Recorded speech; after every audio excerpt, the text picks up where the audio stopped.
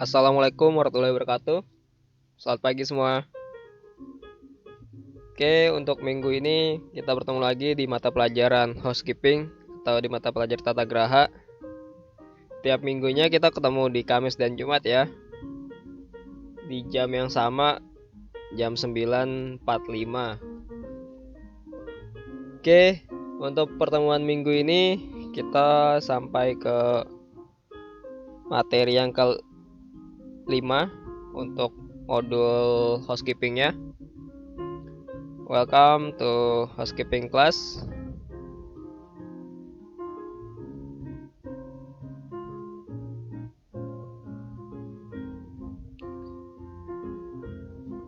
Oke, kita review sebentar.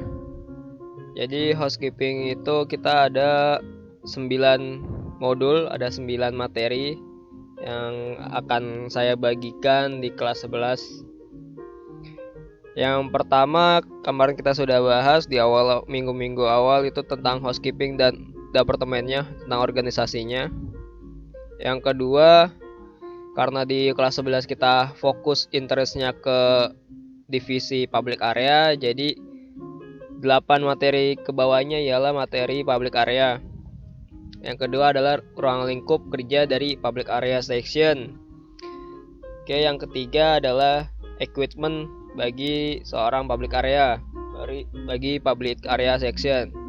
Dan yang keempat itu materi cleaning agent, bahan pembersih yang biasa digunakan di divisi public area. Dan yang kelima yang akan saya bahas minggu ini ialah persiapan dalam pembersihan area. Ini hanya persiapannya saja ya. Jadi langkah atau kegiatan yang kita lakukan sebelum melakukan sebuah pembersihan area. Oke, kita lanjut.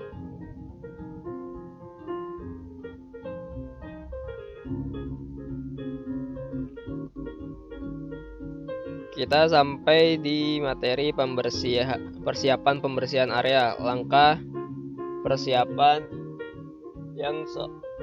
yang dilakukan oleh seorang public area atau yang dilakukan oleh public area section. Yang pertama itu persiapan diri. Jika kalian ingin melakukan pembersihan area, ada 3 langkah. Yang pertama, persiapan diri kalian. Lebih fokusnya ke grooming sama hygiene personal kalian ya. Biasa setiap kegiatan di hospitality pasti mengedepankan namanya personal hygiene dan grooming. Oke, yang kedua itu adalah persiapan identifikasi area. Mulai dari mengenal areanya, itu area kering atau basah, hingga mengenal objek sumber pengotornya pada area tersebut. Yang ketiga ialah prosedur yang dilakukan sebelum pembersihan area. Oke, kita masuk di materi pertama itu persiapan diri.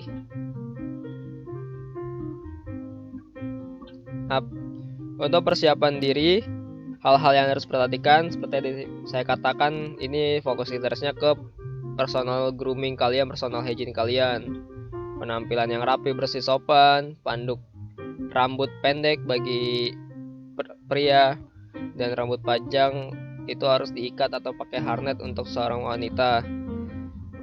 Dan yang keempat, tidak mengenakan aksesoris yang berlebih. Yang kelima, tidak mengenakan make up yang berlebih. Dan yang terakhir, selalu menjaga grooming dan personal hygiene kalian. Selebihnya kalian sudah pelajarin ya di kelas 1. Jadi saya tidak akan banyak memberikan itu. Sebenarnya secara standarnya sama saja untuk di hospitality.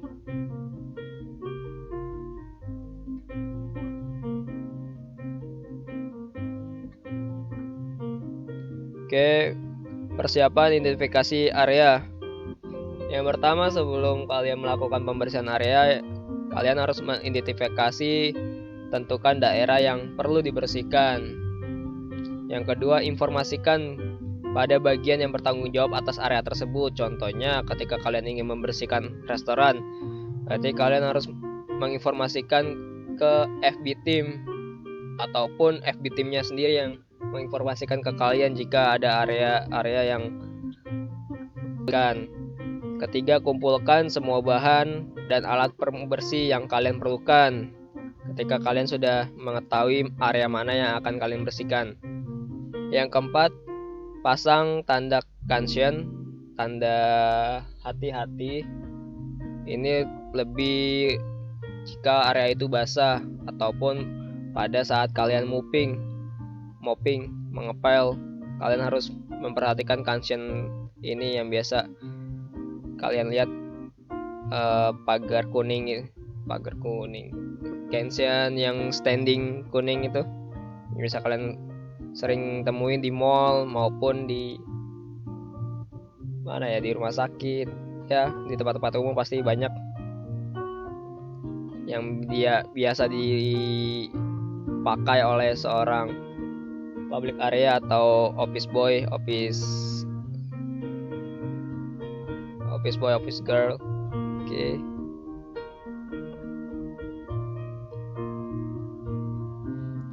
Nah, tadi saya mengatakan identifikasi pembersih itu kalian juga harus tahu ya objek dan sumber pengotor bagi area tersebut. Sumber pengotor sendiri dibagi menjadi 4. Yang pertama adalah airborne. Airborne itu kotoran-kotoran yang terbawa oleh udara seperti debu, pasir, dan lain-lain. Terus pets ini dalam lingkupnya serangga, hewan peliharaan pasti meninggalkan jejak, entah itu meninggalkan bulunya dan sebagainya. Terus yang ketiga adalah cold, sus, dan limbah limbah human seperti potong rokok, cloth itu seperti tisu. Kalau sus mungkin ketika kalian di luar hujan, kalian masuk ke ruangan pastikan meninggalkan jejak kaki ya, karena basah, becek karena tanah dan air. Lumpur, mengatakan lumpur itu juga sumber pengotor bagi seorang public area.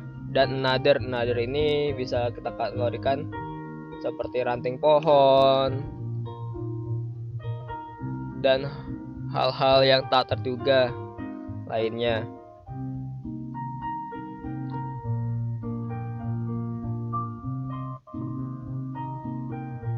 Oke, berikut adalah gambaran dari sumber pengotornya.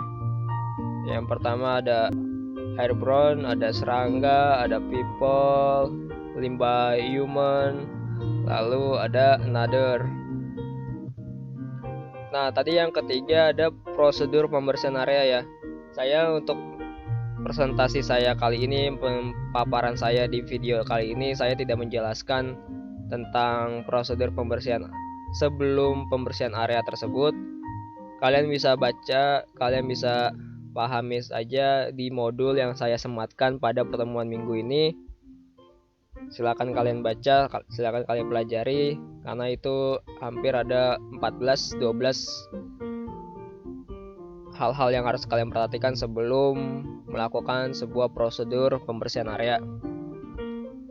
Oke, ada modulnya sudah saya sematkan di pertemuan minggu ini, jadi silakan kalian pelajari.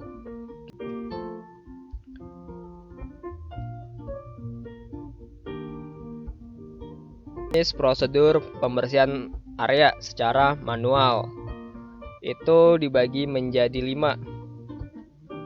Yang pertama adalah dusting atau mengelap debu pada perabotan, pada furniture, pada lantai. Terus ada sweeping, menyapu lantai, ada mopping, mengepel lantai, ada window cleaning atau mirror cleaning, membersihkan kaca jendela yang ada di area publik. Dan yang terakhir ada polishing. Kemarin sempat saya singgung polishing di PTS, walaupun belum saya jelaskan, tapi materinya sudah pernah saya bagikan juga.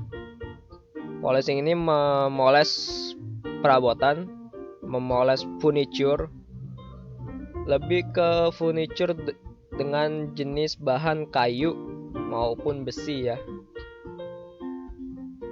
Ini dilakukan untuk menjaga agar barang-barang tersebut, agar furniture tersebut, ketika kalian sudah mendustingnya, mengelap dari debunya, lalu kalian melakukan polishing, itu bertujuan untuk menjaga keawetan, menjaga furniture itu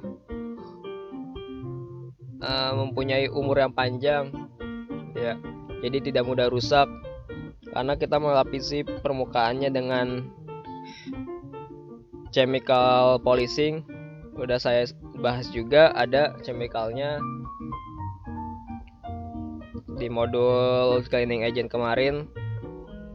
Jadi tujuannya adalah untuk merawat furniture tersebut, untuk memberikan pelindungan pada furniture tersebut terhadap hama, terhadap kerusakan-kerusakan yang istilahnya alami,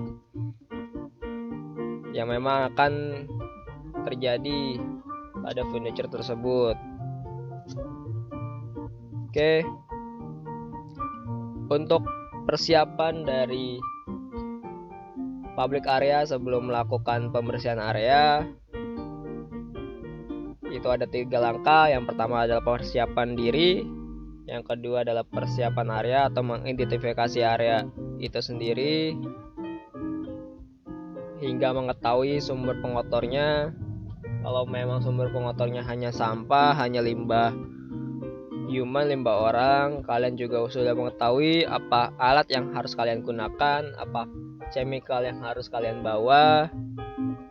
Ketika saya sudah membahasnya di minggu-minggu sebelumnya untuk peralatan equipment dari public area dan juga bahan pembersih yang biasa digunakan oleh public area.